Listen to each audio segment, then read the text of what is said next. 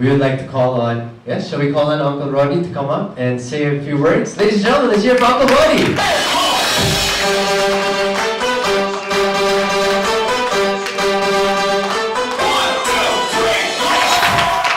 Let me start off with Camille, Christy, and Janice. Thank you so much. This printing would have been possible without you. Their work, and Bianca. Thank you so much. Their work and tireless nights that they put together to make these things possible. Thank you so much. This will definitely make a mark in my playbook, and I'm very grateful.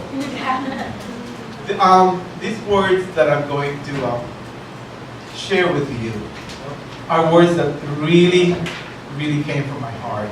I put this all together. So just bear with me. I have to have this note just to make sure I don't miss a word of it. So anyway, down so I can control myself a little bit.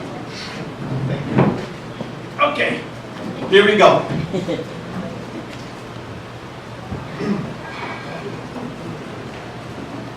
I've spent so many years always wanting other people's shapes, physiques, and how they look instead of my own. I can tell you now those days are over. Every morning when I woke up before I have my first sip of coffee, I stand in front of this mirror in my pajamas, of course, and I thank God. First, for my legs, my feet, which allow me to keep standing, and ending with my head, that gives me the brain power to execute the vision in empowering others. All the years I have complained and was less satisfied of my shape, have yielded to a new perspective in my life, an appreciation for the body that brought me this far. Those days, it's wonder I feel each time I get my annual physical, and when I hear the beating of my heart pumping blood during my stress test. This gives me a constant reminder that life at any age has its own rhythm. So for now, my goal in the rest of my remaining life is just to stay happy, content, and never take one bit of it for granted. This is the lucky number, and I would hold you to that if you don't remember this. 65. There is no turning back. I will be turning 65, but I promise you one thing, you will all get there one way or another. Believe me. I am glad that I lived this long enough to say these words, to be with you all, and celebrate its meaning. I'm alive, healthy, and strong. I'm more confident now that I'm more secure in myself than I've ever been. I greet myself every day arriving at my doorsteps, looking at my mirror, and each will welcome the other with a smile. Every day and every breath I take is a magic, if we can only see it for what it's worth. I am amazed and humbled of my journey in here on earth continues to unfold. My life has been marked by miracles for as long as I can recall, and even before. My early years growing up in the busy and not quite promising outskirts of the city prepared me to a future I could never have imagined.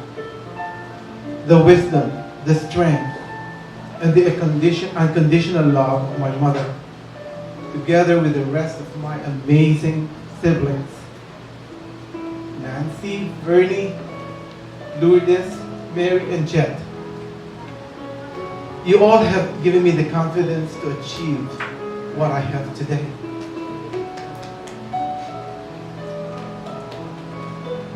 I will always remember I ask my mom quite often what my life would be, what's in store for me. And you know something, she always replied to me to this word from an old lullaby. I think some of you might still know it. And here it goes. You could even Google it if you wanted to hear the whole song. She would say, Que sera, sera. Whatever will be, will be. Our future is ours to see. Que sera, sera. And of course, this confused me more than ever. It took me all these years to finally realize what she meant. That my future belongs to me. It is how I will make it. And so here I am today, just like what she promised. Whatever will be, will be. And I can see her now saying, oh boy, I'm glad we finally got it. And now, I simply want to share what I've been given. I want to continue to encourage as many as I can to open their hearts to life.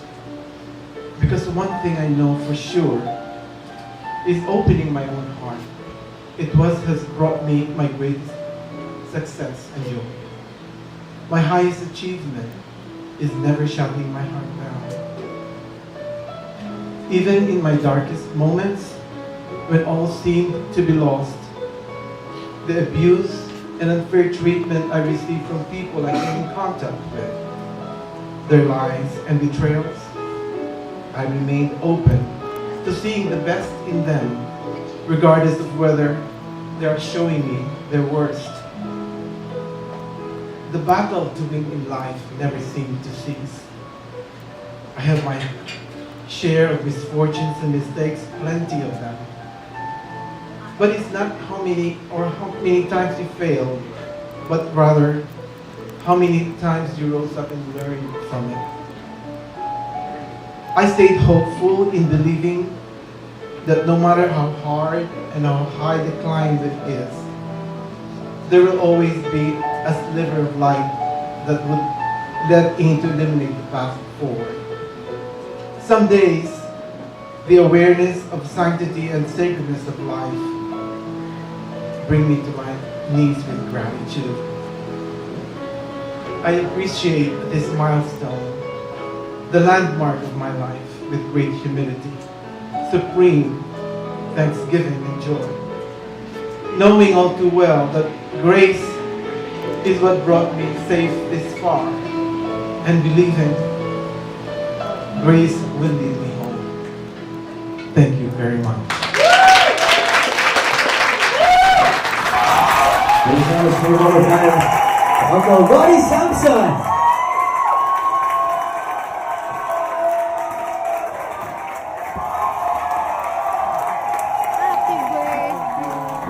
Uncle Rody, you have a family who loves you very, very much. And without a doubt, God has blessed his family so much, also, especially through you. So thank you for being a channel of his blessing. And for that, I think it's time to celebrate. Absolutely. Shall we? We've got a finale coming right up, so. Ladies and gentlemen, I want to hear your loudest round of applause. Let's hear it one more time for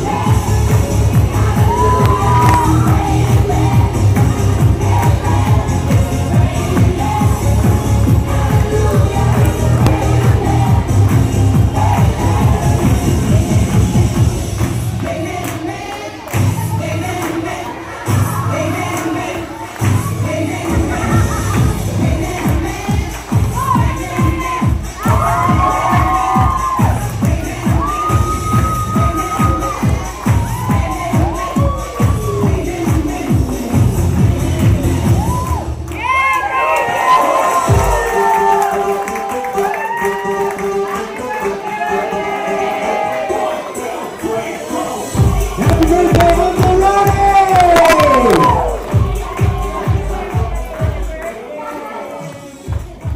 Ladies and gentlemen, let's give it a big round of applause also for the pink mannequin.